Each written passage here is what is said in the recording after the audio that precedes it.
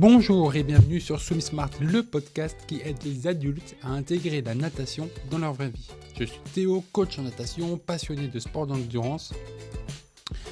Et avant de commencer, je voulais te remercier. Merci à toi qui écoute, qui partage, qui t'abonne au brief Swim Smart ou qui prend l'abonnement premium pour reprendre le contrôle. Parce que c'est grâce à toi que ce projet avance. Et aujourd'hui, je lance une nouvelle série, la série qui va nous tenir en haleine tout 2026, ma découverte du swimrun. Comme tu le sais, je me suis lancé dans ce défi de découvrir le swimrun et de participer à ma première course en binôme avec Marie.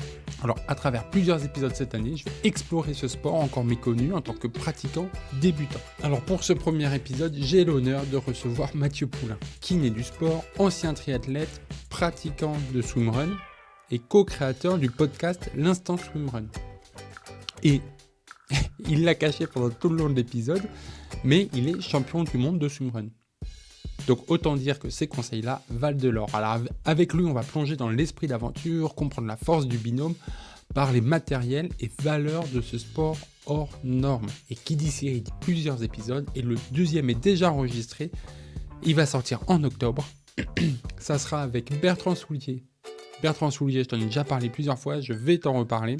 C'est un mec normal, comme toi, comme moi, avec enfant, avec une vie de famille, qui fait du sport et qui fait plein de trucs extraordinaires. Il nous racontera de l'intérieur sa découverte à lui du swimrun et je pense que la mienne va plus ressembler à celle de Bertrand qu'à celle de Mathieu, un champion du monde. Mais c'était passionnant comme échange, je te laisse avec cet échange et si tu apprends quelque chose, si tu es surpris par quelque chose, s'il te plaît, partage, abonne-toi, commente et donne une note. Ça fait toujours plaisir de recevoir une note et ça me permet de m'améliorer. Profite bien. Et c'est parti. Bonjour Mathieu, bonjour, comment vas-tu ?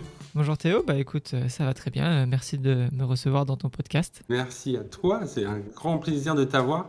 Je suis un grand auditeur, peut-être pas, parce que j'ai découvert il n'y a pas longtemps avec mon projet Swimrun, mais je vous écoute depuis quelques semaines maintenant et voilà, j'en profite pour vous remercier de votre travail, pour vous dire bravo, c'est vraiment très chouette, on apprend plein de choses dans votre podcast, l'Instant Swimrun. Écoute, merci, ça fait plaisir de savoir que tu l'écoutes et que tu as apprécié. En tout cas, nous, on se donne à fond et on essaye de partager un maximum d'informations, d'interviews et de conseils sur l'entraînement et le matériel. Donc voilà, vous pouvez retrouver ça, comme tu l'as dit, sur l'Instant Swimrun. Top. On va parler justement d'Instant Swimrun, mais avant, j'ai quelques questions que je pose à tous les invités. Est-ce que tu connaissais Swim Smart avant que tu prépares cet épisode ou tu l'as découvert comme ça ? Non, je l'ai découvert quand tu m'as contacté. Donc voilà, j'ai fouillé un petit peu, j'ai fait mes recherches et tout, et j'ai vu que c'était assez sympa et que tu avais réussi à créer quelque chose d'assez dynamique. Donc j'étais content de venir participer à l'épisode avec toi. Top. Ça me montre que même si c'est la saison 2, il faut que je continue le côté communication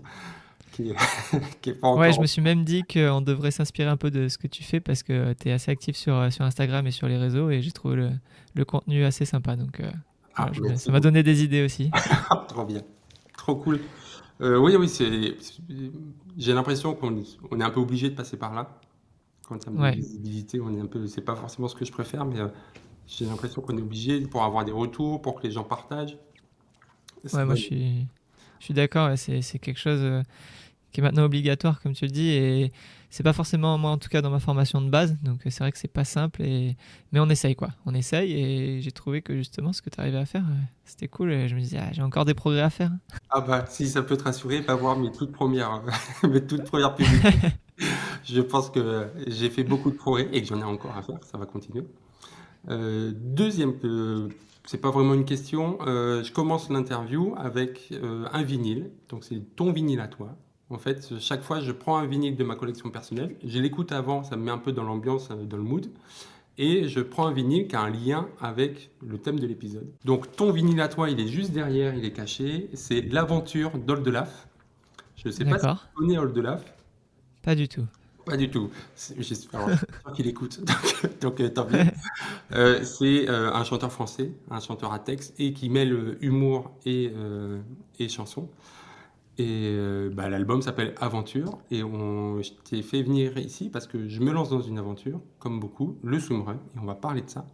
Est-ce que c'est un lien qui te parle Toi, l'aventure swimrun? Clairement. Là, je connais pas Olaf, mais par contre, l'aventure, oui, je pense qu'on peut dire que le swimrun, c'est une aventure. Ça dépend évidemment de quel type de course tu vas faire. Il y en a certaines, c'est des sacrées aventures, comme tu dis. Ouais, parce que il y a plein de sports dans lesquels on se lance.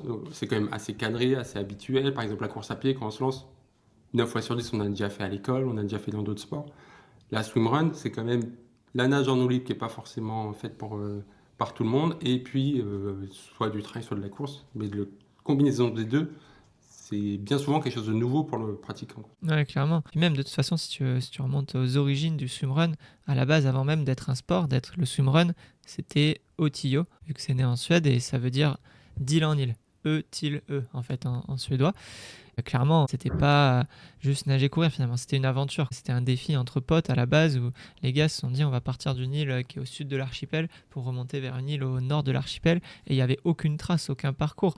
Ils ont traversé des milieux hostiles, ils traversaient les îles où en fait il n'y a aucun chemin, où c'est de la forêt, ils nageaient en mer, mais vraiment voilà la mer Baltique, donc tu peux t'imaginer que c'est pas très chaud, suffit qu'il y ait des bons courants entre les îles dans l'archipel de Stockholm et ça peut vite devenir assez rude, donc c'était vraiment une aventure et je pense qu'on peut assimiler le swimrun à une aventure. Maintenant il y a moyen de commencer sur des swimruns qui sont beaucoup plus faciles, dans les lacs ou même en bord de mer avec des parcours assez roulants et justement c'est bien que ça se soit ouvert à un panel de personnes plus important, mais ça reste une aventure pour tout le monde de se lancer. Il y a tellement de choses à gérer et comme tu dis, c'est pas forcément quelque chose qu'on a expérimenté plus jeune. Donc déjà quand c'est nouveau, ça reste une aventure. Oui, alors on en a parlé avant, donc je te demanderai pas la date de création de tout ce sport, mais je le mettrai dans l'article, parce qu'à chaque épisode, il y a un article qui va avec. Donc je le mettrai une petite histoire là-dedans. Je ne vais pas te porter à défaut. Je mets un petit extrait et puis on se plonge dans cette fabuleuse aventure. Voyage, car je viens avec toi, planqué dans tes bagages. Ne m'oublie pas si tu pars en voyage. Tu ne me verras même pas, je serai comme une image. Sauf si bêtise tu venais apporter la très grosse valise où je serais caché. Dans ce cas-là, ce qui serait plus sage, c'est de dire à François qu'il t'aide pour le portage. Je suis dispo. Voilà, maintenant qu'on a écouté ce petit extrait, est-ce que tu peux te présenter Mathieu pour ceux qui ne te connaissent pas encore, s'il te plaît? Oui, bien sûr. Du coup, Mathieu Poulain, j'ai 32 ans, bientôt 33. Peut-être quand tu le publieras, 33 ans d'ailleurs. Donc à la base, je suis triathlète. J'ai commencé le triathlon, j'avais 8 ans. J'ai pratiqué jusqu'à peu près 27-28 ans, donc 20 années de triathlon. Et ensuite, j'ai découvert le swimrun. D'abord par le reportage Stade 2, puis après via un collègue, et puis après via un pote, Hugo Tormento, que j'ai croisé en fait au cabinet de kiné où je travaille, puisque je suis kiné au niveau professionnel. Et voilà, de fil en aiguille, je me suis lancé dans le swimrun, j'ai découvert ça et j'ai vraiment accroché. Et on a lancé notre podcast il y a 1 an et demi, presque 2 ans maintenant. Et voilà, je suis passionné de sport depuis toujours. J'ai toujours regardé le sport à la télé. J'adore ça, j'adore la compétition. Et c'est pour ça que ça me fait plaisir de pouvoir partager justement avec des sportifs, avec des gens passionnés sur ces sujets-là. Donc, tu es pote avec Hugo? Ouais, en fait, ça a été mon partenaire de swimrun pendant plus de 3 ans. On s'est rencontrés à fin 2018. Lui, il venait juste de se blesser à Otio. Moi, je suis un cabinet orienté vraiment kiné du sport. Et du coup, on a commencé à discuter swimrun. Et en fait, j'ai fait mes premiers swimruns avec ma compagne. Puis rapidement, en début 2019, on s'est lancé sur une manche du circuit Otio, donc qui est le circuit international avec Hugo. Il revenait tout juste de blessure et c'était un petit peu un défi pour lui dans sa rééducation d'être capable d'être au départ de cette course avec moi. Et voilà, c'est devenu un très très bon pote. C'est devenu du coup mon partenaire de swimrun pendant plusieurs années. Je l'ai même entraîné un petit peu au début de notre collaboration et ouais, donc je le connais assez bien, Hugo. Petite parenthèse, à chaque épisode, je demande à l'invité de me conseiller le futur invité. Et je viens de publier un épisode avec Clément Mignon, donc médaille olympique de natation. Et il m'a conseillé de ce fameux Hugo et il doit me mettre en contact avec lui pour pouvoir l'inviter. Donc tout à l'heure, tu ne pourras pas répondre Hugo parce que c'est déjà prévu. Ah mince. Quelqu'un d'autre. Ça dépend si tu voudras quelqu'un plus orienté swimrun ou si tu veux quelqu'un plus orienté natation aussi. Ah, c'est libre. C'est justement ça, je trouve, qui est bien, c'est que, alors, d'une, je vais pas te cacher, hein, ça me permet de faire connaître le podcast et puis de grandir, mais ça me permet aussi d'inviter des gens auxquels j'aurais pas pensé. Ouais, bien sûr. Donc voilà, donc c'est la petite parenthèse, on la referme. Euh, donc, tu as d'abord découvert le triathlon. Est-ce que tu te rappelles comment tu as découvert le swimrun, ta première pratique? Ouais, bah, c'est ce que je te disais. En fait, je l'ai découvert sur Stade 2 avec Cédric Fleurton et Davidos, qui étaient deux athlètes incroyables, dont Davidos 4e au JO, Cédric Fleurton qui avait dû faire 2e en trail. Et en fait, ce Stade 2 couvrait leur participation à l'OTIO 2017. Je crois que ça s'appelait l'enfer de l'OTIO, le reportage. Et c'était vraiment...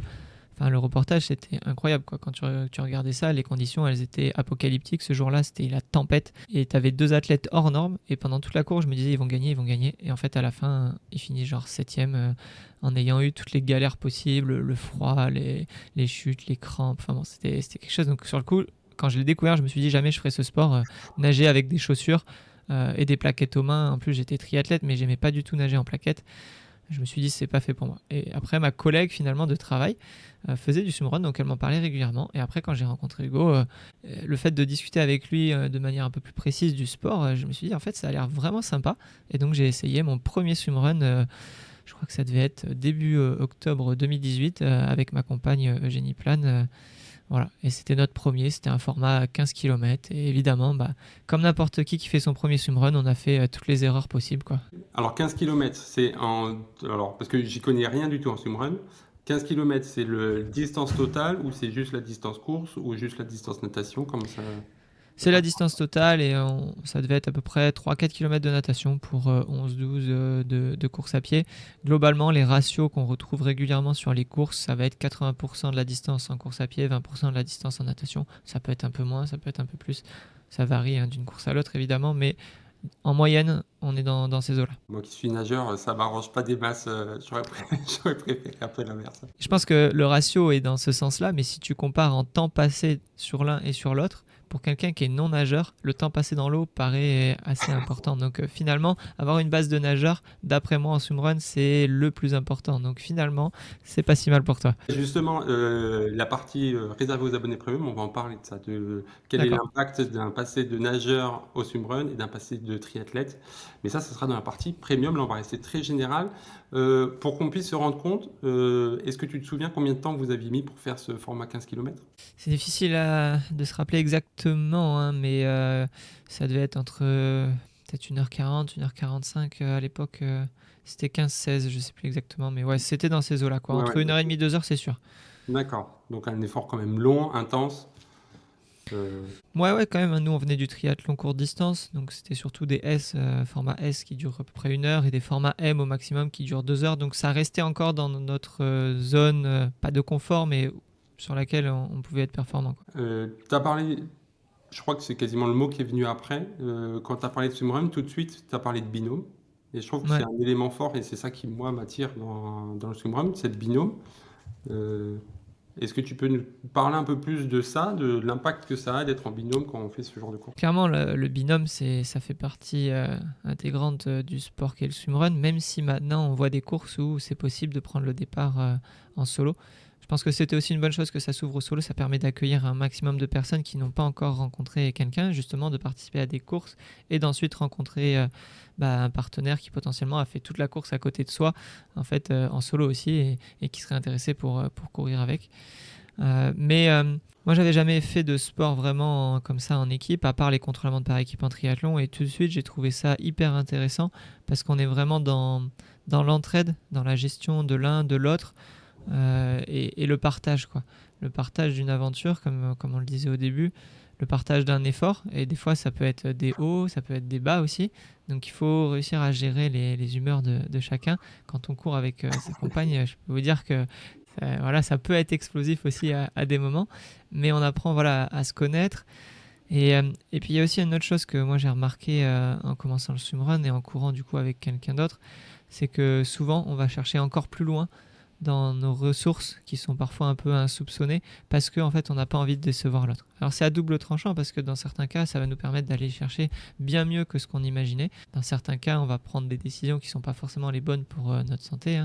Par exemple si on doit faire une course et qu'on est déjà blessé, souvent on ne veut pas décevoir son partenaire, on va peut-être des fois prendre le départ blessé et là ça peut être un problème. Mais ça, voilà, chacun doit le gérer au mieux.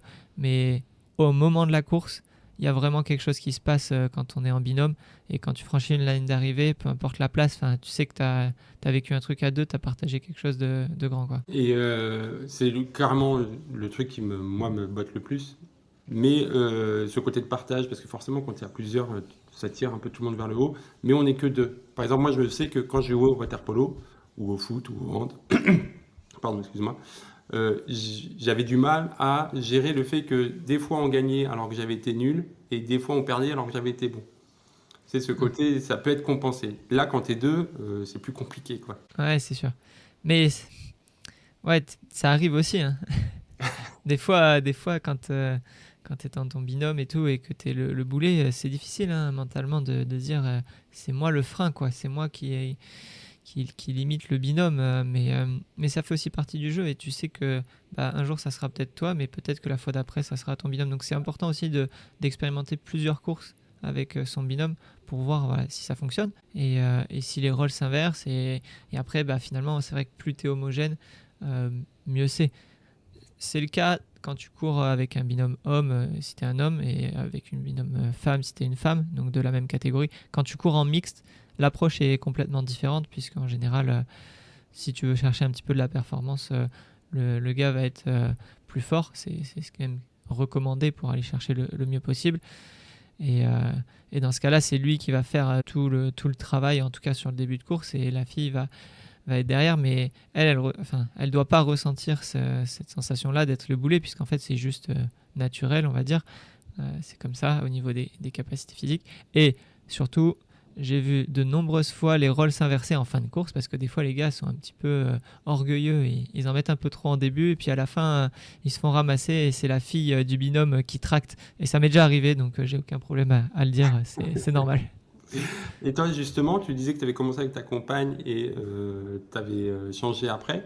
Est-ce que c'était dû à ça parce que tu cherchais de la performance? Est-ce que c'est dû au fait que les fameuses humeurs à gérer étaient trop compliquées et vous avez préféré assainir le couple en vous séparant sportivement? Non, pas du tout. On a fait 2 courses comme ça fin 2018 ensemble. Et après, moi, j'avais envie d'aller tester des distances plus longues justement sur le circuit Otio. Et elle, on avait fait un 16 et un 24. Et elle disait, ouais, c'est déjà assez long, j'ai pas envie de passer à plus. Donc c'est là que s'est présentée l'opportunité de courir avec Hugo. Et on s'est lancé comme ça ensemble. Et en fait... de fil en aiguille, ça a bien matché quand même et ça a bien fonctionné avec Hugo. J'ai continué à faire des courses aussi en parallèle avec ma compagne. Mais elle est restée encore pendant 2-3 ans plus dans le milieu du triathlon. Alors que moi, à ce moment-là, dès 2019, j'ai commencé à vraiment switcher vers le swimrun et à faire plus que ça à partir de 2020. Donc voilà, c'est pour ça que j'ai couru beaucoup aussi en homme et avec Hugo. Mais en fait, selon les saisons, des fois, je cours un petit peu plus en mixte, des fois, je cours un petit peu plus en homme. C'est vraiment variable et c'est aussi ça... qui est sympa, c'est qu'on peut expérimenter avec plein de partenaires différents. Je pense que depuis 2022, j'ai dû courir avec 10 personnes différentes et à chaque fois, on apprend quelque chose de différent avec les personnes avec qui on court.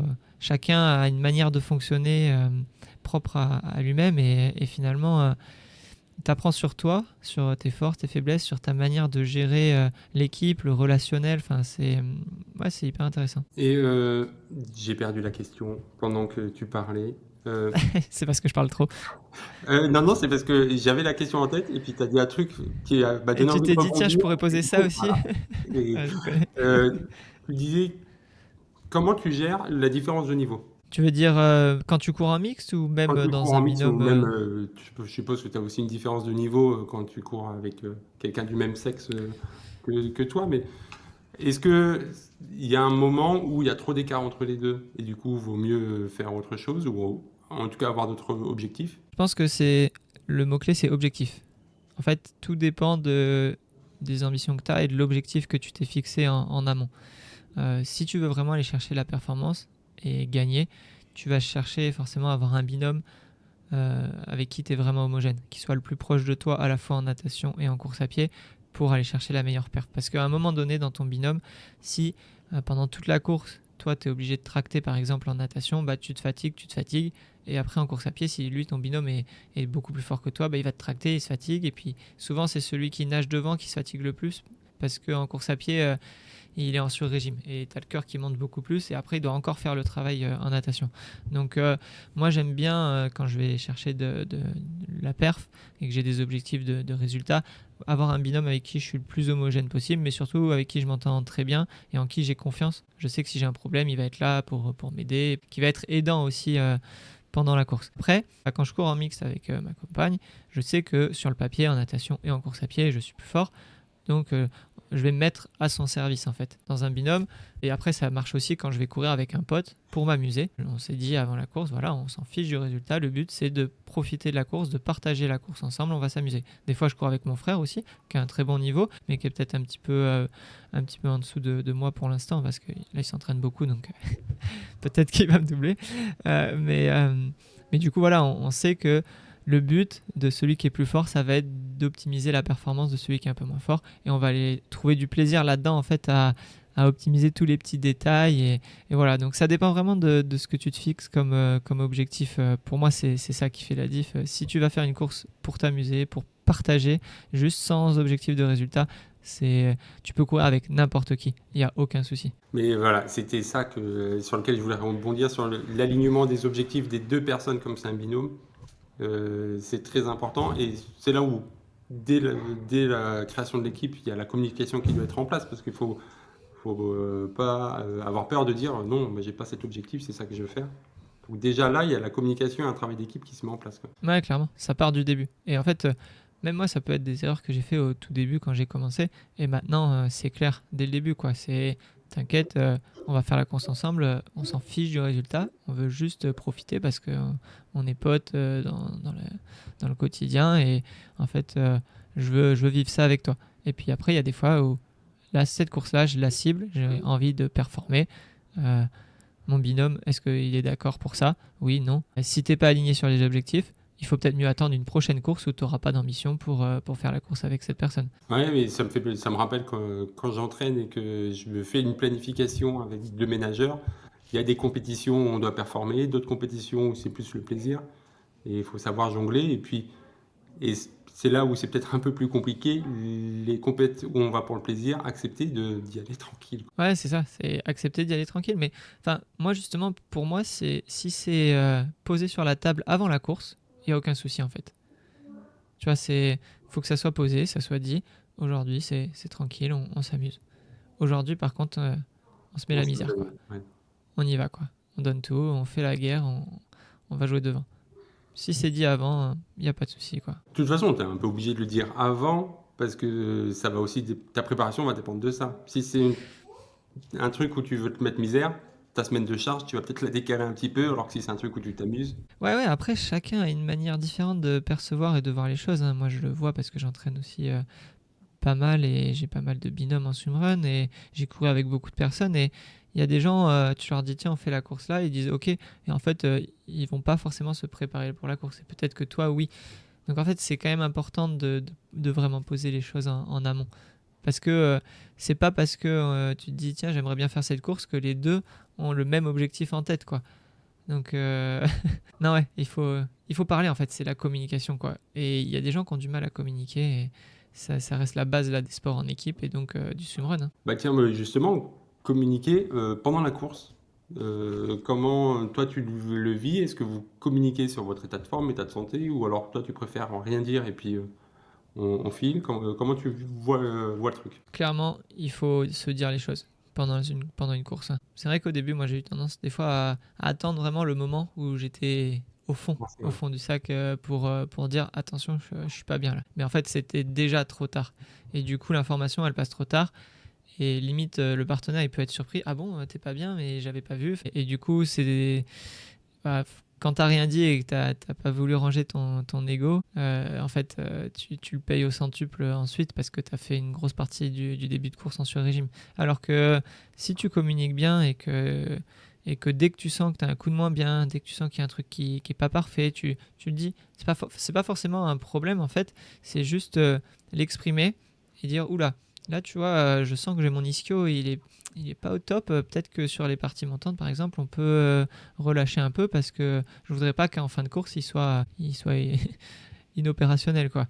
Ou alors tiens, j'ai un petit coup de fringale, ralentis un peu, je mange et on en remettra. Ou alors tiens, mettons t'es le nageur de tête, tu commences à te sentir pas très bien, tu demandes à ton coéquipier comment ça va, il te dit moi je me sens bien, et tu dis ok, bah est-ce que tu peux nager devant, moi je suis fatigué, j'ai besoin de me mettre dans tes pieds, avec l'aspiration ça va me permettre de récupérer. Donc en fait il faut vraiment échanger et il faut être capable de mettre son ego de côté. Et au début quand tu vas chercher de la perf et que tu cours avec des binômes que tu connais pas forcément, c'est dur de communiquer sur en fait ce qui va pas chez nous quoi. Bah, carrément.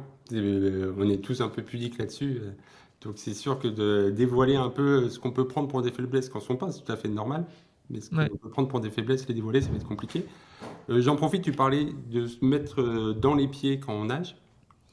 Alors, on est attaché par une longe, c'est obligatoire ou pas? Non, la longe elle est pas du tout obligatoire. Après elle est conseillée quand il y a un gros écart de niveau évidemment, mais quand vous êtes très homogène, moi j'y vois assez peu d'intérêt. Par contre je pars toujours avec la longe sur moi au départ d'une course. Même une petite course, peu importe la distance, je pars toujours avec la longe, je la mets dans une poche, c'est une toute petite longe très élastique et tout, donc voilà, c'est pas lourd. Et je sais que comme ça, même si on a le même niveau avec mon partenaire, surtout si c'est une course longue, mais même une course courte, des fois tu peux en avoir un qui n'est pas dans un bon jour, bah, tu vas pouvoir la sortir pour l'aider. Donc c'est pas obligatoire. Mais c'est conseillé de l'avoir. Quand il y a un gros écart de niveau, bah, il faut la mettre parce que sinon, tu as vite fait de prendre 30 mètres d'avance, 50 mètres d'avance et perdre ton binôme. S'il y a part d'écart de niveau ou très peu d'écart de niveau, pas forcément besoin parce que du coup, tu le sais aussi bien que moi, en natation, l'effet drafting est énorme. Tout le monde a déjà fait des séries en bassin où tu pars à 5 secondes derrière et en fait, le gars devant en compète où chacun est dans sa ligne, il te met 10 secondes au 400. Mais par contre, ce jour-là, à l'entraînement, tu vas rentrer dans ses pieds et tu vas te dire putain, c'était facile, je suis trop en forme aujourd'hui. Alors qu'en fait, c'est juste tu t'es fait aspirer, quoi. Ouais, oui, pour ceux qui veulent voir, n'hésitez pas à regarder les grandes compétitions. On voit très bien les nageurs qui se mettent le plus proche possible de la ligne d'eau pour avoir l'aspiration de l'autre personne, ou à contrario, la personne qui s'éloigne pour pas que l'adversaire en profite. Ouais, j'ai un sacré souvenir de ça justement au JO, je crois que c'était 2008 à Pékin, avec Alain Bernard qui s'est fait reprendre par Jason Lézac, l'américain, là, parce que justement il s'était collé du mauvais côté de la ligne, quoi. Ça c'est un peu... Donc ça marche vraiment, l'aspi. Ouais, et je pense qu'il a dû en entendre parler après lors du débriefing de course, en mode Clairement. t'as pêché dans la colle à ce moment-là. Et donc, je posais cette question parce que la dernière fois je courais et j'écoutais l'épisode que je mettrai en description où comment débuter le swimrun. Vous avez fait tout un épisode de quasiment 1 heure sur plein de conseils. Ouais. Et vous parliez de cette fameuse longe. Et j'essayais de visualiser pendant que je courais et j'avais du mal à voir où passer la longe. Donc moi, je vais être en binôme avec Marie. Donc je ne veux pas te vexer Marie, mais je pense que je serai devant en natation. Et donc moi, je me vois nager en crawl, la longe qui part de mon bassin le long de mes jambes, jusqu'à Marie qui est derrière. Et ça va pas la gêner, elle, la longe. Enfin, j'imagine que ça va passer au niveau de sa tête, la longe, non? Ouais, ça passe à peu près au niveau de son nez, là, entre les deux yeux, c'est à peu près ça. Mais ouais, t'as bien le truc. En fait, t'as un pull boy, flottaison. Soit t'accroches la longe à l'élastique de ton pull boy, soit une autre ceinture élastique que tu mets un peu au-dessus. Moi, en général, je fais ça parce que sinon, la longe a tendance à tracter sur le pull boy et des fois à le faire descendre, ce qui n'est pas du tout agréable. Donc, je préfère avoir un autre élastique au-dessus pour fixer la longe. Et ensuite, ça va passer entre tes jambes. Donc, toi, tu vas un peu la sentir entre tes pieds. De temps en temps, tu sais, ça va se mettre d'un côté de l'autre. Donc, tu essayes de bien recaler le pied. Et moi, des fois, justement, avec les pieds, je fais en sorte qu'elle reste bien dans l'alignement. Parce que des fois, elle a tendance à partir un peu trop à droite, un peu trop à gauche. Comme elle est accrochée à une corde par un mousqueton, tu vois, le mousqueton, il peut bouger un petit peu autour de la corde. Donc, avec mes pieds, quand je suis le nageur de tête, j'essaye de faire en sorte que la longe reste bien entre mes deux jambes pour faciliter le travail au nageur de derrière. Donc, pour le nageur de derrière, lui, il va voir la corde arriver devant. juste devant son nez en fait, le fil qui passe. Et en fait, ce qui est important, c'est de réussir à nager en plaçant un bras de chaque côté de la corde. Des fois, on a des nageurs qui ont tendance à beaucoup croiser devant, là clairement, et il faut réussir à changer un petit peu sa manière de nager pour le swimrun si on est encordé. Par contre, si c'est un nageur qui a tendance à nager un peu à plat, les bras écartés, là, il y aura pas de souci, il touchera quasiment jamais la corde, sauf si justement il y a une vague et que la corde elle part sur le côté. Et dans ce cas-là, il suffit de mettre un petit coup avec la plaquette pour le recaler bien devant. Et ensuite, du coup, la longe, quand on passe devant elle, devant son visage, elle vient s'attacher donc sur la ceinture élastique justement, comme toi tu as devant, qu'elle aura derrière. Et là, au niveau du ventre, ça gêne pas du tout. Alors, du coup, ça fait un axe de travail. Il faut, pendant un moment dans la planification, il faut travailler le fait de ne pas trop croiser ses mains pour ne pas être embêté à ce moment-là. C'est peut-être parce que j'ai un grand nez et que ça me fait peur, mais je me dis que la corde, elle frotte pas le nez. Non, ça va parce qu'en fait, elle a quand même tendance à passer un petit peu plus en profondeur. Donc, je suis jamais ressorti avec le nez en sang, en tout cas, en étant derrière. Marie soit rassurée, mais pendant que je courais, j'ai couru 2 heures, et pendant une fois, j'ai dû réécouter une deuxième fois l'épisode parce que dès que vous avez parlé de ça, j'étais en train d'imaginer la corde qui tapait Marie, je me demandais que ça allait être quoi. Donc je suis rassuré là-dessus. Très bien. Tu as d'autres éléments auxquels il faut faire attention? Là, tu as parlé de faire attention de ne pas croiser les bras pour ne pas toucher la ligne, la corde. Est-ce que tu as d'autres éléments qui restent très généraux et auxquels on peut penser Par rapport à la longe ou de manière globale sur le matériel? Même déjà par rapport à la longe, il y a un truc qui est important, c'est la longueur. La longueur, parce que si tu prends une longe qui est trop longue en fait, et que du coup elle s'étend trop, et que tu te retrouves avec ton binôme qui est en fait 50 cm, 1 mètre derrière, elle bénéficie plus de l'aspiration.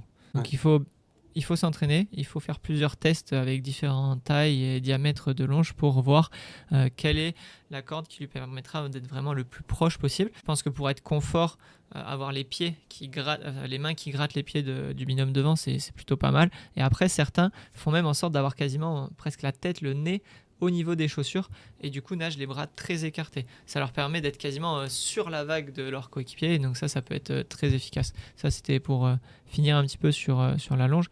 Après, une autre partie importante encore en lien avec la longe, c'est les transitions, entrée à l'eau, sortie à l'eau. Si tu plonges, mettons, c'est une entrée d'eau où c'est pas une plage, où tu dois sauter d'un caillou. Si tu arrives devant et que tu sautes et que ta coéquipière, elle a pas fermé la combi, qu'elle a pas mis le bonnet et tout, elle est au bout de la corde, donc elle va sauter avec toi. Donc ça, c'est des petits éléments sur lesquels il faut faire attention. Pareil sur une sortie d'eau, toi tu vas être devant, tu vas sortir, mettons tu grimpes sur des rochers comme on peut trouver en Suède. Si tu commences à courir, elle est encore dans l'eau en train de glisser sur les rochers. Et si c'est sur une plage, potentiellement, au moment où elle va commencer à se relever pour commencer à courir, si toi d'un coup tu tires, elle va piquer du nez et manger le sable. Donc voilà, c'est des choses quand on court en binôme et qu'on a une longe sur lesquelles il faut être vigilant. Quand tu es devant, il ne faut pas oublier que tu as quelqu'un derrière et que si la corde est rigide, tu vas l'embarquer à la moindre accélération. Pareil dans les chemins en trail, si à un moment donné tu dois sauter 3-4 cailloux à la suite, elle derrière, non seulement elle voit au dernier moment tout ce qui est obstacle, et en plus d'un seul coup elle va avoir une force de traction, donc ça peut la faire tomber. Voilà, moi c'est vraiment des choses sur lesquelles je conseille d'être très vigilant, et en fait quand tu es devant, tu dois toujours être dans la gestion de ton partenaire derrière. D'accord. Tu dis sauter des cailloux, mais enfin c'est pas des... Parce que j'ai le vertige. Alors, si en plein milieu d'une course, il faut que je saute une falaise, je vais avoir du mal. Non, je t'ai pas parlé de descente en rappel ou d'escalade, on n'en est pas encore là. Je parle beaucoup de cailloux parce que là, je suis en Suède et du coup, il va y avoir Outillo dans quelques jours. Et en fait, le parcours est très, très rocailleux. Enfin, il y a beaucoup de cailloux typiques de la Suède. Mais si tu cours, par exemple, sur des courses comme Cannes, dans le sud de la France, là, tu vas sortir de l'eau sur du sable et il n'y aura pas de souci. Mais il y a quand même beaucoup de swimrun où c'est du trail. Hein. Donc, quand je dis des cailloux, c'est des petits rochers, des cailloux, mais des choses dans lesquelles tu peux te prendre les pieds et tomber facilement. Je parle de ça, mais je rigole qu'à moitié parce que là, je vais bientôt courir le moment où on enregistre l'Infernal Trail des Vosges. Donc, tu comprends bien que c'est dans les Vosges. Voilà. Il va y avoir pas mal de dénivelé positif. Et comme on arrive on arrive là d'où on part, donc il y aura aussi du dénivelé négatif. Et j'avoue que c'est le dernier élément qui me fait peur. Parce que forcément, je l'ai moins travaillé que les autres. Le vertige, c'est un peu plus compliqué à travailler. Et que c'est un gros élément qui me fait peur, c'est de ce côté j'ai peur d'être tétanisé lors d'une descente. Ouais, dans des descentes très raides. Je n'ai pas le vertige, donc je maîtrise pas le sujet, mais j'ai quand même la sensation que tant que tu as les deux pieds sur terre et que tu peux un peu contrôler ce que tu fais, ça... Enfin, si t'as pas un grand précipice à côté, ça devrait aller. En tout cas, j'ai jamais eu l'impression de me retrouver en swimrun dans des conditions où tu es là et tu es au milieu du vide. La seule chose, c'est des fois sur certaines courses, ils s'amusent à mettre des petits sauts, tu vois, où tu vas sauter comme d'un plongeoir de 1 mètre ou 2 mètres pour la mise à l'eau. Mais rien d'insurmontable normalement. Là, t'es tranquille. Ouais. Non, des fois, il y a des pontons et tout. Ça Justement, tu viens de dire que tu étais en Suède. Est-ce qu'on peut parler un petit peu de ce que tu fais en Suède? En fait, je devais participer du coup au TIO 2025, là, donc c'est les championnats du monde non officieux, puisqu'il n'y a pas de fédération internationale de swimrun pour l'instant. C'est un petit peu comme Ironman, hein, c'est un label privé au TIO. Malheureusement, je me suis blessé il y a quelques semaines. Donc, j'ai une fracture du plateau tibial, le genou qui est parti en hyperextension justement dans une descente en trail. Ça fait partie du jeu et c'est le sport. Mais voilà, comme tout était booké, réservé, je suis quand même parti en Suède avec les potes avec qui je devais courir, avec mon partenaire qui a trouvé un remplaçant. Et du coup, j'en profite pour enregistrer pas mal de choses pour le podcast, faire quelques interviews et on va même organiser un live. Donc, on aura organisé un live de la course certainement au moment où tu publies ce podcast. Il y a des chances, hein, vu que c'est dans quelques jours maintenant. Mais je diffuserai sur les réseaux en amont que les gens puissent aller voir.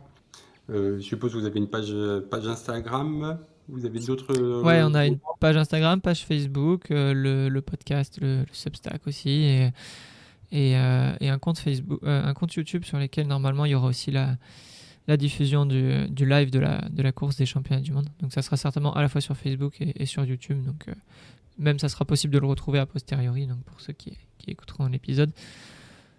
Voilà, la Suède, c'est vraiment un endroit, c'est le berceau du swimrun, hein, c'est là où est né le swimrun. Moi, j'ai adoré ce pays. Je trouve que c'est hyper calme, hyper apaisant. Les gens sont très respectueux ici. Le pays est fait pour faire du swimrun. C'est-à-dire que quand tu es sur la côte, en fait, il y a des îles partout. Tu pars, en fait, tu fais ce que tu veux, quoi. Tu as toute la liberté. Toutes les eaux sont accessibles, tous les lacs sont accessibles. Il n'y a pas de propriété vraiment privée, de lacs privés, de mer privée, de bord de plage privée. Enfin, si, ça des fois. Et, tu pars et tu passes d'une île à une autre. Tu cours, tu renages, tu recours, tu nages. Franchement, c'est incroyable. Et au-delà même de l'archipel de Stockholm, de la côte suédoise, si tu vas dans les terres, il y a des lacs partout. De lacs et de la forêt. Donc en fait, tu comprends pourquoi le sport est né là-bas et pourquoi il y a autant de pratiquants en Suède. Franchement, si tu es passionné de sport outdoor, la Suède, c'est trop bien. Et si tu veux faire du swimrun, c'est parfait. Je vais prendre un épisode avec Marie, ma future binôme, pour choisir dans quelle course on s'inscrit. Je suis pas sûr de faire la Suède tout de suite. Voilà, pourquoi pas dans quelques temps y aller pour en faire. Comment tu vis le fait d'être là-bas et d'être blessé? Ça fait un peu partie de mon histoire de manière générale. Depuis 2018, j'ai eu beaucoup de hauts et de bas, des très hauts et des très bas, avec pas mal de blessures. Donc c'est les montagnes russes et je suis presque habitué à ça. C'est pas que je sois content d'y être habitué, mais ça fait un peu partie de moi maintenant sur ces 7-8 dernières années. Donc voilà, j'ai énormément fait des courses. J'ai fait vraiment le tour de la question swimrun. J'ai réussi tout ce que je voulais réussir quasiment.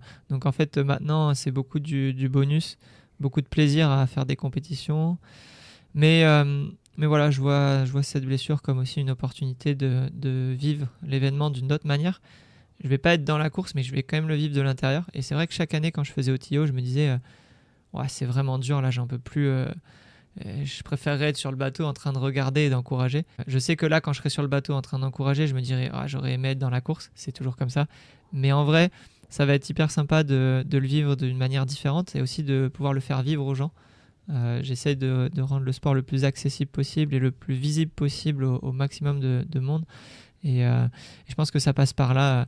Évidemment, pour l'instant, c'est des lives amateurs. Hein. On n'est pas rémunéré pour ça en plus. Donc, c'est vraiment de l'investissement personnel, mais c'est aussi de la passion. Et comme on le disait en off avant, il faut être passionné aussi pour de toute façon se lancer dans un podcast et faire ce genre de choses. Donc, je le vis assez bien. Et j'en profite pour faire plein de choses que j'aurais pas eu le temps de faire en temps normal. Et ça tombe bien qu'on parle de ça parce que c'est une question qui m'était venue plus tôt. Le fait d'être kiné, est-ce que ça t'aide pendant toute ta préparation ou comme les cordonniers sont les plus mal chaussés, c'est un handicap? Alors, c'est une bonne question. Il y a un petit peu des deux en fait. C'est marrant parce que du coup, je suis kiné et coach. Donc, en soi, tu pourrais dire, bon, c'est bon, il va pas faire d'erreur. Sauf que je suis aussi hyper fougueux, hyper actif et j'ai toujours envie de tester des nouvelles choses, de découvrir des nouvelles choses à l'entraînement. Et donc, de temps en temps, clairement, je pousse le curseur un petit peu trop loin et malheureusement, je dépasse la limite que j'essaye de ne pas faire franchir justement aux athlètes que j'entraîne ou aux athlètes que j'ai au cabinet, que j'essaye un peu d'éduquer sur ces sujets-là, de justement gestion de la douleur, gestion de la blessure. On n'est pas parfait. Par contre, maintenant, à force donc, d'expérience aussi avec le cabinet où je travaille et tous les athlètes que j'entraîne, je suis plutôt bien calé sur tout ce qui est reprise de course. Tu vois, avant, je faisais un peu n'importe quoi. Il y a encore, 5-10 ans, je reprenais toujours trop vite. J'appliquais pas forcément à moi-même ce que j'appliquais aux autres. Et maintenant, à chaque fois que je me blesse, je prends le temps de m'arrêter, de me reposer.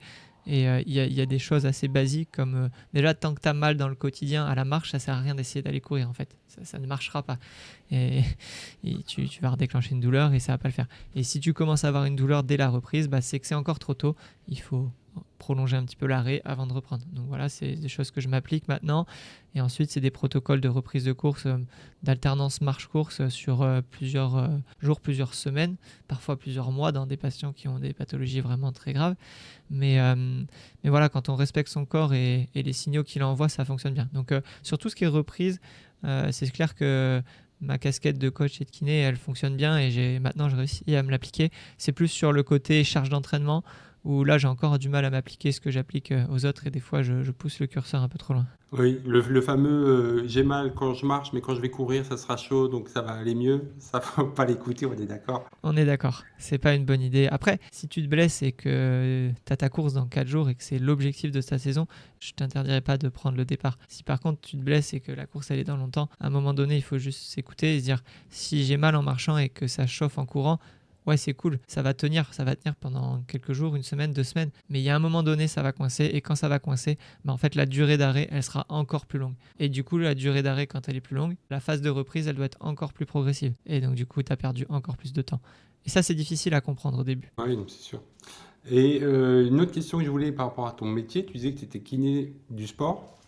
C'est quelque chose que je conseille souvent aux nageurs que je suis, d'aller quand ils sont blessés de façon un peu plus régulière, d'aller voir un médecin du sport ou un kiné du sport. Est-ce que il y a vraiment une vraie différence? Comment tu pourrais les motiver, parce que moi ils m'écoutent pas, à aller voir des kinés ou médecins du sport? Tu veux dire vraiment dans les phases où ils sont blessés? Dans les phases où ils sont blessés ou même en prévention. Il n'y a pas longtemps, j'ai fait un épisode avec Maëva qui est kiné qui disait que en début de projet, ça peut être une bonne idée d'aller voir un médecin, un kiné du sport pour faire un état des lieux, un bilan de tout, quoi. Alors, pour le côté médecin du sport, clairement, en prévention, c'est intéressant. Tu as toute une batterie d'examens qui peut être faite.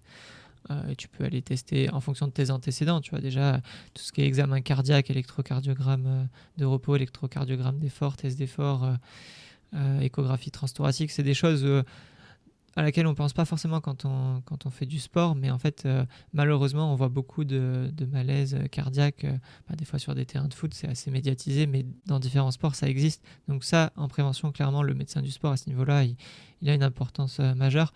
Après, il y a aussi tout ce qui est analyse sanguine, pour vérifier qu'il n'y a pas de déficit, de carence, ou par exemple, de syndrome Redès, dont on parle beaucoup. Le médecin du sport là-dessus il va pouvoir agir et aussi en lien avec les syndromes Redès il peut y avoir des problèmes de densité osseuse, donc ça peut être sympa de faire une ostéodensitométrie, vérifier, voilà, c'est un petit peu je pense les choses qui sont importantes par rapport au médecin du sport. Après en tant que kiné sur la prévention, je vais dire que oui, parce que c'est important qu'on ait des patients qui viennent au cabinet, c'est le business. Si tu veux donner l'adresse. Non, ouais, la prévention, pour moi, c'est plus l'éducation thérapeutique, en fait. C'est plus avoir un kiné en qui on a confiance et qui est formé à tout ce qui est charge d'entraînement, finalement, et reprise progressive, qui va pouvoir peut-être expliquer les signaux à écouter ou les signaux qu'on peut parfois ignorer. Ça peut être important. Après, tout ce qui est prévention, type manipulation, massage, enfin tout ce qui est récupération, ça dépend vraiment dans quelle mesure tu le places. Pour moi, les piliers de la récupération, ça reste la nutrition et le sommeil. C'est la base et je pense que tout le monde sera d'accord avec ça. Et en fait, si aller chez le kiné pour faire tes bottes de presso et ton massage, ça te prend 30 minutes de route, plus 1h30 sur place, plus 30 minutes, enfin que tu perds plus de 2 heures et que c'est du coup 2 heures de sommeil en moins, là je te conseillerais de rester chez toi et de dormir. Par contre, si tu es pro et que tu as du temps à dégager, c'est des petits pourcentages en plus qui permettront certainement de te tenir peut-être un petit peu éloigné des blessures et d'éviter aussi de mieux récupérer. Donc dans ce cas-là, c'est intéressant de le faire. Mais c'est pas le plus important dans la performance et dans la prévention. Clairement, je privilégierais toujours mon sommeil plutôt que de mettre les bottes de presso ou le complexe le soir avant d'aller me coucher. Ça, c'est certain. Après, post-blessure, ou dès qu'il y a blessure, dès qu'il y a douleur, aller au plus tôt chez le kiné pour pas laisser traîner, pour pas laisser l'inflammation s'installer. Ah oui, parce que lui, il aura peut-être justement la bonne approche de dire ok, en fait là tu commences à avoir une douleur, ça fait 1 jour, ça fait 2 jours, mais c'est quand même assez aigu, on s'arrête, 3-4 jours, 5 jours, et après au bout de 5 jours, si ça va et que tu as plus mal, on reprend en faisant des petits exercices spécifiques, en gérant la charge sur la reprise, et en fait des fois, en l'espace de 10 jours, 15 jours, ta petite douleur que tu as eue et qui aurait pu devenir une énorme douleur, elle sera passée et tu seras reparti à l'entraînement. Alors ouais, au début, tu as l'impression que tu as perdu 2 semaines. Sauf qu'en fait, peut-être que tu aurais pu perdre 2 mois. Donc voilà, de ce côté-là, être accompagné par un kiné du sport assez compétent, c'est important. Oui, et puis des fois, on a besoin d'avoir une parole extérieure qui te dit stop, il faut que tu t'arrêtes. Même si toi, tu es persuadé que c'est ce qu'il va te dire, mais ça fait du bien d'avoir quelqu'un d'autre. Si en plus il a une blouse, enfin le côté médical, ça aide toujours. Donc, On est d'accord. Et le coach a aussi un rôle hyper important là-dedans. Je pense que toi qui es coach aussi, tu le sais, quand des fois tu as des athlètes qui commencent à avoir mal et en fait ils te le disent pas, ils te le disent 2 semaines après quoi. Ouais, ça fait 2 semaines j'ai mal, mais pourquoi tu me l'as pas dit en fait? Quand c'est comme ça, dis-le et en fait on adapte. Je t'envoie vers quelqu'un que je connais, un kiné par exemple, et puis on fait ce qu'il faut quoi. Donc il y a pas mal de choses à faire là-dessus. C'est quelque chose qui est ouf parce que je crois que c'est un peu rentré dans les mœurs maintenant que quand on reçoit les signaux comme quand on a soif, c'est que c'est trop tard. Et on les adapte pas. Enfin, c'est le même principe. Quand on arrive au moment où on se dit qu'on a vraiment très mal, c'est que c'est trop tard, quoi. C'est qu'il aura fallu agir aux premiers signaux, quoi. Ouais. Après, je pense que par exemple, c'est intéressant de comparer à la soif et c'est un peu pareil. C'est-à-dire que si tu commences à ressentir un tout petit peu la soif, c'est le moment où il faut boire. Parce que si tu bois des fois en amont d'avoir la soif, des fois tu vas te mettre en hyponatrémie finalement, parce que du coup tu vas trop boire. Ouais. Donc c'est dès les premiers signaux, hop, tu bois. Et bien là c'est pareil, dès les premières douleurs, attention, qu'est-ce qui se passe ? On ajuste. Et après ça marche. Par contre, si tu dis ouais c'est bon, j'ai pas trop soif, j'ai la flemme de sortir ma gourde, elle est dans le sac derrière, je continue. Et puis là, une demi-heure, 1 heure après, c'est là que tu payes. Et c'est pareil sur la blessure. 2, 3, 4 jours, 1 semaine après, tu payes. On a parlé longuement, parce que c'était intéressant, de la première valeur du swimrun qu'elle partage. Est-ce que pour toi, il y a d'autres valeurs qui sont véhiculées par le swimrun ? Le partage d'entraide, hein, clairement, c'est vraiment ça. Pour moi, c'est les valeurs principales. Après, pour moi, comme je le disais, j'ai trouvé vraiment que via le swimrun, j'avais été chercher beaucoup plus loin que ce que j'imaginais. Il y a un petit peu quand même ce dépassement de soi qui est vachement marqué dans le swimrun, le fait de courir avec un binôme, mais aussi un petit peu pour son binôme. Moi, c'est partage, entraide, mais aussi dépassement de soi. J'ai l'impression, de mon point de vue extérieur, pour l'instant, l'année prochaine, ça se trouve, j'aurais changé, hein. Mais j'ai l'impression que ça a aussi une valeur de connexion à la nature. Par exemple, le fait que c'est la course qui s'adapte à la nature, je trouve que c'est fort aussi comme valeur transmise. Ouais, c'est vrai que j'aurais pas défini ça comme une valeur en fait, mais clairement c'est être faire qu'un avec la nature et accepter que la nature aussi elle 30 secondes, il y a mon fils comme c'est les vacances scolaires, qu'est-ce qu'il y a mon grand ? T'inquiète. Tu vas dehors, ok. Ça valait le coup de m'interrompre pour dire que tu vas dehors mon grand. Voilà, excuse-moi. Donc oui, tu disais la nature. Ouais, donc c'est vrai que la nature et être dans la nature, j'avais pas vu ça forcément comme une valeur, mais clairement c'est un des points importants du swimrun, c'est aussi être un peu en symbiose avec cette nature et c'est accepter que la nature, des fois, elle est plus forte que toi. Parce que tu vas vraiment être confronté à des éléments extérieurs qui peuvent être très rudes. En swimrun, peut-être un petit peu moins en France, mais il n'y a pas encore trop de réglementation, ce qui fait que tu peux te retrouver à nager dans une eau à 7 degrés avec des courants énormes. Tu peux te retrouver à nager dans la houle avec des creux de 1,50 m, 2 mètres, ça c'est déjà vu. Tu peux te retrouver à prendre un orage sur la tête en plein milieu de la course. Enfin, il y a vraiment des terrains qui sont difficiles. Je pense à une course comme le Rockman, par exemple, en Norvège, qui fait partie des courses les plus dures. Et le slogan de la course, c'est Colder and Harder, quoi. Et là, tu es vraiment livré à toi-même dans la nature. Donc, il faut apprendre à l'appréhender, à faire avec et surtout à en profiter. Et moi aussi, c'est ça que je ressens quand je suis en Suède, c'est d'être dans cette nature qui est incroyable. Ces paysages, ils sont juste dingues. Et surtout, c'est vraiment apaisant. Hein. Tu fais qu'un finalement avec ce milieu extérieur, quoi. Et tu l'as vécu un moment où tu as dit stop, là je m'arrête, ou je fais attention, ou un peu de peur ou pas? Sur une course, Ouais, course ou entraînement. par rapport au milieu extérieur qui peut être hostile, en 2022, j'ai fait une course en Suède où l'eau était à peu près à 6-7 degrés. Et je me souviens d'une natation où d'un seul coup je sens mon rythme cardiaque qui descend, alors que quand tu es à l'effort, c'est pas censé descendre vraiment. Comme si d'un seul coup mes bras tournaient au ralenti, mes jambes tournaient au ralenti. Vraiment, je me suis demandé qu'est-ce qui se passait. J'ai commencé à avoir peur et j'étais sur la course avec ma copine. Et voilà, je me suis dit, putain, mais s'il m'arrive un truc et que je fais un malaise là, est-ce qu'elle va réussir à me ramener au bord, quoi? Et du coup, j'ai commencé à regarder autour s'il y avait un bateau de sécurité. Et il se trouve qu'on était plutôt sur l'avant de la course. Et à ce moment-là, il n'y avait pas de bateau à côté de nous. Et j'ai regardé au plus proche s'il y avait un endroit où sortir. Parce que vraiment, j'ai pas fait une crise de panique, hein. Je suis resté assez calme, mais je me suis vraiment dit, je me suis senti un peu partir. Et là, je me suis dit, mais là, il faudrait arrêter, quoi. Et au final, il n'y avait pas trop d'échappatoire, donc on est allé au bout, là où il y avait l'oriflamme de sortie d'eau. On est sorti et après, une fois sur Terre, bon, tu sens que le corps il se remet en route et ça repart.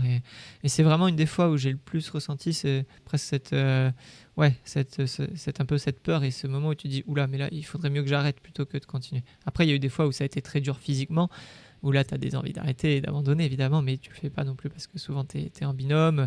Des fois, tu te fais mal et tu essaies d'aller au bout. Mais ouais, par rapport aux conditions extérieures, c'est vraiment la fois où j'ai le plus peur. Après, moi, j'apprécie pas mal les conditions dures, pas forcément froid, j'aime pas le froid, mais les vagues et tout, je trouve ça, j'essaie de le prendre comme quelque chose de marrant, de ludique, en fait. Oui, ça met un côté épique à l'aventure qui est dingue, quoi. Ouais, c'est ça. T'as l'impression de traverser quelque chose qui est incroyable. Et derrière, en fait, c'est ce genre de course où t'as des conditions de folie dont t'as le plus de souvenirs. C'est sûr que ça marque.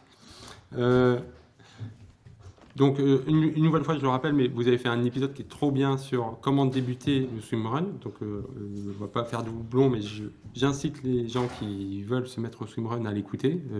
Voilà, j'en suis à 3 écoutes et prochaine sortie cet après-midi, c'est prévu que je refasse le tour pour être sûr de bien avoir tout ingéré. Comment t'inciterais les gens à se mettre au swimrun? Pourquoi c'est bien de se mettre au swimrun selon toi? Justement, pour être dans la nature aussi et avoir un peu ce sentiment de liberté. T'es pas obligé de faire des compétitions en fait pour faire du swimrun. Tu peux faire du swimrun en off à l'entraînement et j'en parlais récemment dans certains podcasts avec des invités. Et il y a ce côté liberté qui est assez présent où en fait tu pars de chez toi avec tes baskets, tu prends ton pull boy et tes plaquettes. T'es même pas obligé d'avoir une combi, hein. En vrai tu peux avoir un short, un t-shirt. Prends les plaquettes quand même, tu nages un peu plus vite, c'est mieux. Mais pareil, pas d'obligation en fait. Et tu pars et tu as une rivière. Tu es en train de faire ton trail, tu veux aller de l'autre côté, en fait tu traverses, quoi. Et tu es de l'autre côté, et du coup tu vas te balader dans des endroits où habituellement tu vas pas parce qu'il y a cette rivière au milieu ou parce qu'il y a ce lac au milieu. C'est vraiment la liberté d'aller un peu partout. Ça prend tout son sens sur l'archipel de Stockholm où en fait tu as des îles partout, donc tu es sur une île, tu fais ton trail, puis d'un seul coup tu te dis putain, j'aimerais bien aller tester l'île là-bas, quoi. Et hop, tu traverses et tu vas. Donc ouais, c'est ce côté-là qui est hyper sympa. Il n'y a plus de limite vraiment à l'avancement, en fait. Je pensais aussi, tu vois, récemment je crois que c'est sur la Hard Rock où tu as l'Ultra Trail sur le 100 miles où Ludovic Pomeray a gagné et Mathieu Blanchard a fait 2. À un moment donné, ils sont obligés de traverser une rivière. Et du coup, il y a plein de bénévoles, ils ont mis une corde et tout pour pouvoir traverser la rivière. Là, t'es en swimrun, t'arrives et tu vas, tu nages, quoi. Bon, il y avait du courant, donc il faut quand même avoir un peu de niveau de natation pour passer, mais non, ouais, vraiment, ça, c'est sympa. Après, plus sur le côté capacité, il y a beaucoup de gens qui ont peur de se mettre au swimrun à cause de la natation.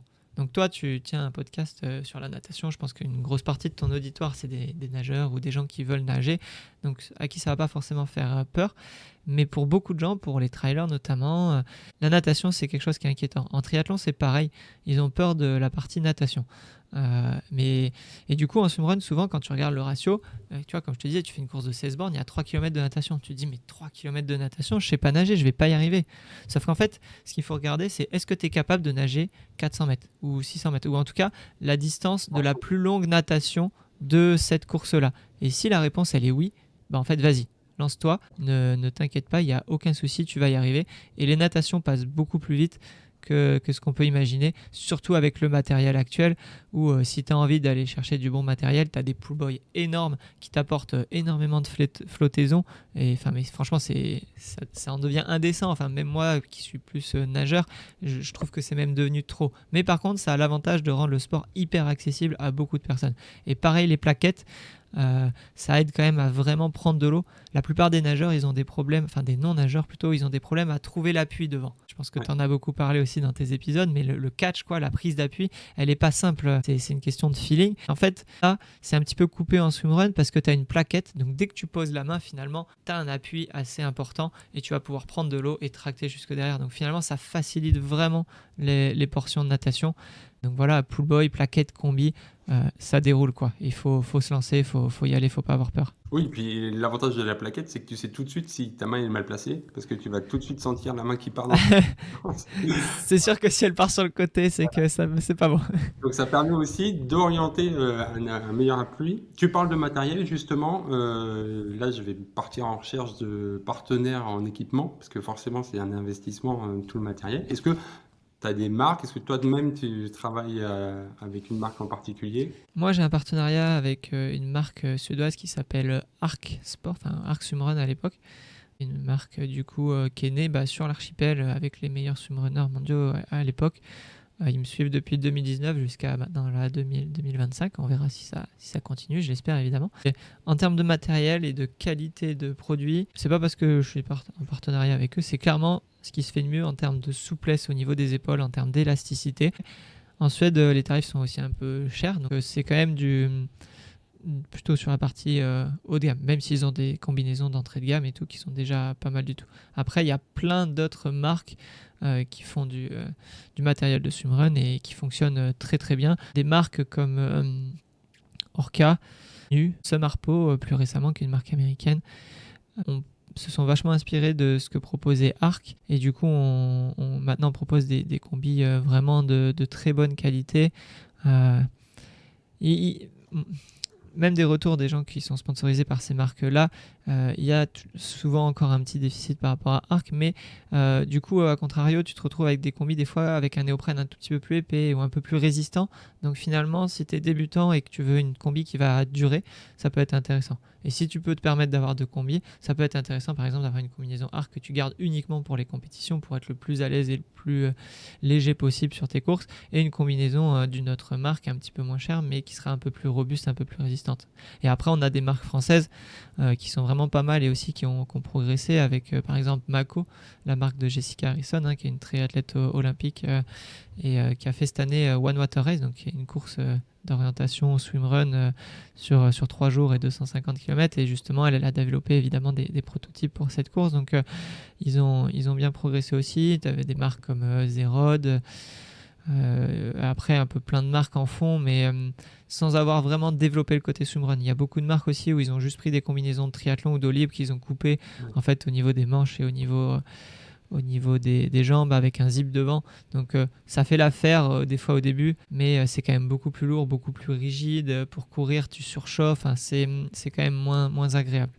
Mais il y a une grande diversité de marques et de matériel maintenant. Et c'est top parce qu'on en revient à ce qu'on disait au début, c'est que l'objectif que tu te fixes, on parlait de plaisir ou de performance, ça va jusque dans le choix de matériel forcément. Et, clairement. Et on va faire. Et une nouvelle fois, je fais la pub pour votre épisode qui est trop bien. Et dans l'épisode, vous donnez tous les critères pour choisir les premiers équipements. Notamment la partie où vous parlez du choix de la plaquette. Moi, en tant que coach en Ouais. natation, c'est quelque chose qui me parle. Et voilà. Et du coup, qu'est-ce que t'en as pensé un peu de ce qu'on racontait dans cet épisode sur les plaquettes? Parce que c'est toujours intéressant aussi d'avoir le retour, tu vois, du nageur et du coach de natation. Mais moi, je me suis dit qu'il fallait que je retourne nager, que j'investisse dans les plaquettes, parce que moi, j'ai toujours vu les plaquettes en mode qu'est-ce qui va permettre de renforcer l'appui ou en deuxième partie le côté musculaire.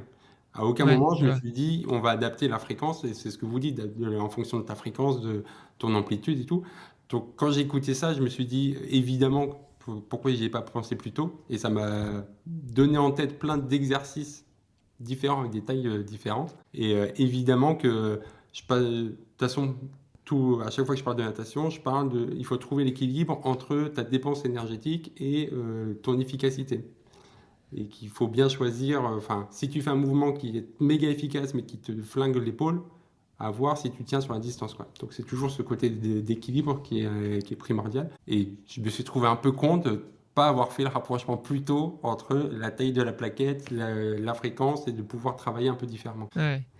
Non, ouais, bah, c'est à force d'en faire, hein. Au début, tu fais des choses et puis tu te dis, ouais, mais là, en fait, j'arrive pas à les emmener, celles-là. Puis en fait, tu te rends compte que tu es un nageur en fréquence, que tu balances un peu les bras et tu vas redescendre sur une taille un peu plus basse qui te convient beaucoup mieux, au final, sur laquelle tu es plus économe aussi. Donc, c'est vraiment individu dépendant, hein, les plaquettes. Mais parce que mais c'est aussi pour ça que j'aime bien me lancer dans ce genre de projet. Tu vois, je connais pas du tout, et je me lance dedans parce que ça m'apprend plein de choses. Notamment, moi j'avais commencé, je m'étais dit tiens, ma vieille paire de plaquettes, ça va très bien faire l'affaire. Et puis j'avais pas pensé qu'il y aurait des vagues et que forcément ça va avoir une incidence sur mon mouvement, l'impact des plaquettes et tout. Donc tout plein de pensées, et c'est pour ça que j'aime bien ce genre de projet, c'est que du coup j'ai plein de questions et plein de questions à te poser. Notamment pendant l'épisode, vous parlez d'une paire de plaquettes avec des petites ailettes qui retournent, et j'ai pas réussi à visualiser ce que c'était, à quoi ça ressemblait. Ah, est-ce que je peux t'en montrer une là en direct pour que tu vois à quoi ça ressemble? Elle est dans mon sac juste derrière, comme ça. Voilà, je sais pas si tu le diffuseras aussi sur Ouais, YouTube parce que et tout, partie mais nous, voilà c'est à quoi podcast. ça ressemble en fait, une plaquette. D'accord, ok. Ces petites ailettes à ce niveau-là, en fait, sur le bas, qui viennent du coup de part et d'autre de l'avant-bras. Et qui te permettent en fait d'avoir une surface d'appui qui est plus importante. Mais cette surface d'appui, finalement, elle est sur une zone, comme on le disait dans l'épisode et dans le podcast sur les plaquettes, qui n'augmente pas le bras de levier. Parce que tu vois, mes bouts de doigts, là, finalement, ils sont au bout de la plaquette en haut. Et ce qui est compliqué et ce qui est dur quand on prend des grosses plaquettes, c'est quand justement on se retrouve avec la main ici et que du coup, tu as 3, 4, 5 cm de plus au bout de la main et qui augmente énormément ton bras de levier. Et là, avec ma casquette de kiné, je peux te dire que les contraintes au niveau de la coiffe des rotateurs sont plus les mêmes. Alors que là, du coup, avec ces plaquettes-là où j'ai ma main qui arrive au bout, mais où du coup ma surface d'appui est augmentée le long de mon avant-bras, j'arrive à avoir une prise d'eau qui est beaucoup plus importante et j'actionne beaucoup plus les muscles grands dorsaux, grands pecs et tout, qui ont vraiment énormément de puissance et qui me permettent de prendre beaucoup d'eau et de l'amener jusque derrière pour avancer le plus vite possible. Et encore, donc ces plaquettes-là que je te montre, qui font plus que la taille de ma tête, ça c'est le modèle S. Il faut savoir que moi j'ai un modèle M juste à côté qui est un petit peu plus grand. Certains Suédois utilisent le modèle XL. Donc en gros, tu as l'impression de nager avec des plateaux de poubelle. C'est devenu un peu indécent même ce qui peut se faire. Et on est beaucoup maintenant sur de la natation en swimrun qui met en avant la force pure et la force brute plutôt que la technique de nage, quoi. Des très bons nageurs vont quand même toujours être les très bons nageurs, mais des gens qui avaient un niveau de bassin bien moins important sont capables de tenir dans les pieds parce que c'est plus que de la force. Enfin, si ces personnes-là sont des personnes assez musculeuses du haut du corps. Ouais. Ça tombe bien, je fais un peu de pub. Tu vois, c'est un de mes axes de travail dans le podcast, c'est de réussir à faire un peu de parler des autres épisodes. Mais Clément Mignon, je ne sais pas si tu visualises. Alors, oui, un petit peu. Il nageait quand on est champion olympique. Il nageait au moment où Alain Bernard, tu sais, ils sont croisés. Et il n'a pas le même gabarit qu'Alain Bernard, même si pas exactement. Il est pas mal tanké. Et du coup, il disait que pendant 1 heure, on a parlé, et c'est réservé aux abonnés premium, on a parlé de l'élément technique qui a fait qu'il a pu quand même avoir une carrière, même s'il n'avait pas du tout le même physique. Et donc, lui, il parle justement de technique et quelle est l'importance de la technique, de la glisse. et de tous les exos, toutes les éducatives, toutes les séries qu'il a fait pour travailler ça justement.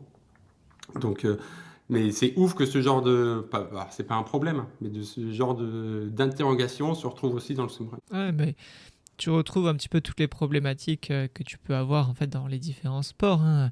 Et en fait, c'est tellement varié le swimrun que c'est en constante évolution et que tu te poses tout le temps des questions. Ça fait 7 ans que j'ai fait toutes les courses possibles et à chaque nouvelle course, je cherche toujours des choses à améliorer, des moyens d'améliorer mon matériel, d'améliorer peut-être ma manière de nager, trouver des solutions pour les différents types de natation que tu vas rencontrer. Tu vois, si tu nages en eau plate, ou si tu nages dans du clapot, ou si tu nages dans de la houle. C'est impressionnant de voir comment on peut être très bon à plat, nul dans le clapot et très bon dans la houle. Tu te dis, mais pourquoi je suis bon dans la houle et je suis pas bon quand il y a du clapot ? En fait, qu'est-ce qui fait qu'il y a quelque chose qui change alors que dans les deux cas, ça bouge ? Tu vois, pour les gens, tu te dis, il y a des vagues, quoi. Et non, en fait, la houle, c'est des vagues longues et tout. Ça va pas coincer ton bras à chaque coup de bras, alors que dans le clapot, en fait, ça te secoue. Il faut énormément de force et de puissance pour fendre les vagues. Mais voilà, c'est des choses au début, tu comprends pas. Tu te dis, mais pourquoi j'avance pas là ? Et en fait, voilà, ça s'explique petit à petit. Il faut en faire, il faut pratiquer et il faut avoir la passion d'aller creuser aussi. Ouais, mais je dis souvent que si tu es curieux, c'est comme ça que tu vas progresser, quoi. Ah, c'est sûr. Tu disais que toi, en tant que coach, tu testais des nouvelles choses. C'est ça qui fait que tu es Toujours. un meilleur coach que la veille, quoi. C'est parce que tu as testé des trucs et tu adaptes et que c'est ce qu'il faut faire, quoi. Ouais, et puis je pense qu'en tant que coach, c'est bien aussi d'être pratiquant, peu importe le niveau, hein, tu n'as pas besoin d'être à bon niveau, mais d'être pratiquant de la discipline pour en comprendre un peu les enjeux et qu'est-ce qui se passe, quoi. Et aussi pour pouvoir essayer des choses sur ça. J'aime beaucoup essayer des choses sur moi avant de les faire essayer à mes athlètes, évidemment, voir comment moi j'ai ressenti la chose et comment eux ils vont ressentir la chose, parce que c'est pas parce qu'il y a quelque chose qui marche pour moi que ça va marcher pour eux. On est tous différents et c'est hyper important, je pense, quand on est kiné, athlète, coach, de bien comprendre que ce qui marche pour soi va pas forcément marcher pour l'autre, mais s'il y a un truc qui a marché pour soi, tu peux toujours dire on va essayer de l'appliquer et on va voir comment il réagit. Et si ça marche, tant mieux. Si ça marche pas, cherche autre chose. C'est tout à fait ça. Et d'autant plus que si toi tu te blesses en testant des trucs, c'est pas très c'est grave. pour moi. Mais Voilà. si tes nageurs, tes athlètes qui se blessent, là c'est un peu plus compliqué. C'est ça. Très bien. Ça fait à peu près 1 heure qu'on enregistre, un peu plus. On va bifurquer sur la partie réservée aux abonnés premium, où là on va rentrer un peu plus dans la technique et j'espère que tu vas répondre à la question: est-ce qu'un bon nageur va forcément faire un swimrunner ? En tant que nageur, j'espère que c'est oui, mais j'ai bien l'impression que non. On a donné des prémices de cette réponse quand même là déjà dans ce qu'on a pu raconter. Donc voilà. Est-ce que tu as une dernière chose à dire à ceux qui ne sont pas encore abonnés premium et qui vont s'arrêter là pour leur donner envie, ou un dernier conseil, ou voilà, ta carte blanche. Un dernier conseil pour aller écouter la suite ou un dernier conseil pour... Non, pour le swimrun. pour J'espère faire du qu'on a swimrun. donné suffisamment de conseils pour qu'ils aillent écouter la suite et voilà, C'est clair. Je pense qu'en plus ça va être passionnant l'échange sur la manière de nager en eau libre par rapport en bassin par exemple et par rapport à la manière de nager en plaquette, en pool boy par rapport à la manière d'eau libre habituelle. Il y a pas mal de choses à dire aussi, c'est sûr. Non mais après pour inciter les gens à faire du swimrun, franchement c'est allez-y quoi, lancez-vous. Des conseils pour l'instant, j'ai rien qui me vient en tête parce qu'on a abordé énormément de sujets et en fait j'ai plus envie de dire saisissez l'occasion d'aller et d'essayer dès que vous en aurez la possibilité, et une fois que vous aurez essayé, là vous aurez plein de questions qui vous viendront en tête. Et à ce moment-là, contactez Théo, réécoutez cet épisode, venez sur notre podcast L'Instant Swimrun. On propose énormément de choses et on sera aussi toujours présent pour répondre. On a même créé une communauté WhatsApp, du coup, où potentiellement, on peut répondre justement à des questions sur des points matériels et tout. Donc, en fait, essayez, lancez-vous et après, vous verrez, vous aurez bien le temps d'aller étudier tout ce qui peut se faire. Ah oui, j'ai vu passer votre comité WhatsApp. C'est quelle cible ? Je ne savais pas trop si je pouvais m'inscrire ou pas. Tout le monde. C'est ouvert à tout le monde en fait. Du coup, on vient de la créer en fait. C'est né d'une idée d'une communauté WhatsApp qui a été créée pour One Water Race avec Hugo Tormento, Nicolas Tormento pour le suivi de leurs courses. C'était principalement basé sur le suivi de leurs courses et en fait en discutant avec Nico aussi qui est un très bon pote sur ce qui avait été fait, on s'était dit mais c'était incroyable le nombre de personnes qui étaient présentes et qui a réagi, qui a participé en fait à la course de l'extérieur. On s'est dit, mais en fait, c'est quelque chose qu'on doit mettre en place. Et nous, on a le Substack. Mais finalement, on se rend compte que peu de personnes ont l'application Substack et vont aller poster des messages sur Substack. Le Substack leur permet d'accéder au contenu exclusif, comme pour toi, le contenu premium. Donc c'est très bien à ce niveau-là, mais c'est pas là que les échanges se font en fait, je trouve. Alors que WhatsApp maintenant, tout le monde l'a, et je pense que dans la tranche d'âge cible un petit peu du swimrun, la plupart des gens utilisent WhatsApp. Donc finalement, et cette communauté, c'était le moyen d'après d'avoir des sous-groupes où on va pouvoir aborder des thèmes sur le matériel, sur les compétitions, sur l'entraînement, puis voilà un fil général, plus du coup là, vu qu'on a commencé par ça, ça sera déjà sorti quand il y aura le podcast, mais un groupe pour OTIO 2025, vu que nous on est sur place et qu'on va faire le live, le but c'est que la communauté interagisse, suive, fasse des pronostics sur ce qui va se passer et vive la course à fond, quoi. Et ben voilà, ça donne envie. Dès qu'on raccroche là, je ne sais pas si ça se dit raccrocher pour, pour un enregistrement comme ça, mais je m'y Je pense inscris tous et dit. je mettrai le lien en description pour ceux qui veulent, parce que on parlait et c'est bien de finir par ça, parce qu'on a commencé en disant que le partage c'était important, que c'était une des valeurs du swimrun, et ben voilà, c'est une autre façon de partager, et je m'en rends compte, moi qui ai lancé mon podcast depuis 1 an maintenant, que de parler avec d'autres podcasteurs, ça tire vers le haut et ça te donne des idées, ça te donne des conseils. Bah là, c'est pareil avec un groupe WhatsApp, c'est la même idée, là. Donc, Ouais, carrément. Ça vient petit à petit en fait. Et là, moi je suis vraiment content de pouvoir partager cet épisode avec toi. Et j'avais déjà partagé un épisode avec un autre podcasteur, c'est Hermano Di Micheli aussi, qui tient le podcast Devenir triathlète, qui est aussi super accueillant et super sympa. Donc c'était cool d'avoir pu aussi faire un épisode croisé avec lui. Mais ça te donne des idées, ça te fait progresser. Et après, tu discutes en off sur plein de sujets. Donc c'est cool. Enfin, quand tu as le temps, parce que des fois, tu es tellement sous l'eau que tu n'as plus le temps de répondre. Mais... ouais, mais devenir triathlète, je me sens encore un peu trop petit pour lui envoyer un message. Je pense que tu peux y aller, il est super cool, Hermano, et je suis sûr que ça l'intéresserait. Ça fait tellement d'années qu'il fait du podcast, et il a déjà fait tellement de thèmes et de sujets que ça pourra lui donner des idées nouvelles. Bah voilà, ma mission du jour, c'est d'oser lui envoyer un message, et puis voilà.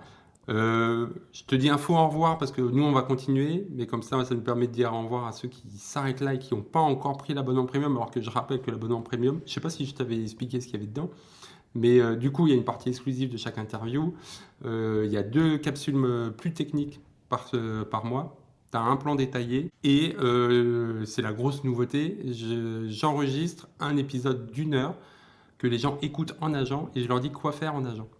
Et je leur dis, Ah oui. voilà, là tu accélères, là tu fais cet exercice, tu fais attention à ça, fais attention au placement de ta main. Si tu ressens une douleur à l'épaule à ce moment-là, c'est que tu vas chercher trop loin, donc réduis. Donc voilà, donc il y a tout ça qu'on est premium. Donc les gens, Ah oui, franchement, c'est énorme. Pour 6 € par mois, si je me trompe pas, d'après ce que tu m'as dit avant. 5,90 des fois des mêmes. Franchement, c'est vachement intéressant et ça vaut le coup, hein, parce que nous, on a aussi le Substack et malheureusement, voilà, on fait des newsletters et on fait un épisode exclusif par mois, mais on n'est pas encore allé aussi loin que ce que tu peux proposer. Donc franchement, je trouve que c'est hyper complet et pas cher, Ouais, oui. vu ce que tu proposes. Les retours des premiers abonnés, c'est augmente le tarif. Ouais, je pense que tu peux y aller. Donc, on va Peut-être que les auditeurs qui écoutent là vont se dire mince, non, reste comme ça, c'est cool. Mais non, franchement, c'est vraiment intéressant ce que tu proposes. Bah, je te remercie. À tout de suite, parce que nous, on continue. Et ceux qui s'arrêtent là, passez une bonne journée. On se revoit très vite. Tous les liens sont en description, que ce soit ton Instagram, le podcast, la communauté WhatsApp. Voilà. Et puis, pour les marques que tu as citées, si elles veulent faire des petits virements, moi je prends tout. Passez une bonne journée, à très vite. À bientôt. Car je viens avec toi planqué dans tes bagages. Ne m'oublie pas si tu pars en voyage. Tu ne me verras même pas, je serai comme une image Sauf si bêtise tu venais apporter la très grosse valise où je serais caché.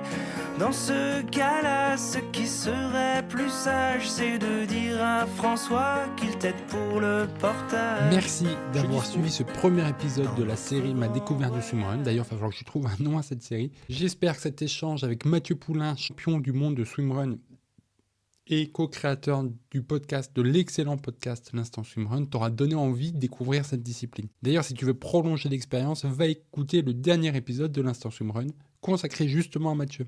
Il raconte toutes ses galères, tous ses exploits jusqu'au titre de champion du monde de swimrun. Et de mon côté, je te donne rendez-vous en octobre pour l'épisode 2 de cette série avec Bertrand Soulier qui partagera une approche plus accessible et proche de nos réalités. Et d'ici là, si tu es triathlète ou nageur et que tu te demandes si un triathlète ou un nageur peuvent faire un bon swimrunner, et ben c'est typiquement c'est le thème de notre échange avec Mathieu sur la partie réservée aux abonnés premium. Donc tu prends un abonnement, c'est même pas 6 € par mois, c'est même pas 6 € par mois, et en plus des interviews exclusives, tu vas avoir les entraînements audio à glisser dans tes écouteurs MP3, un plan mensuel détaillé et des capsules inédites. En attendant, tu peux soutenir SwimSmart en rejoignant le Premium, donc, mais aussi en partageant, en parlant, en me taguant sur les réseaux sociaux, ça me fait toujours plaisir. Et nous, on se voit très vite. Passe une bonne fin de journée. Salut!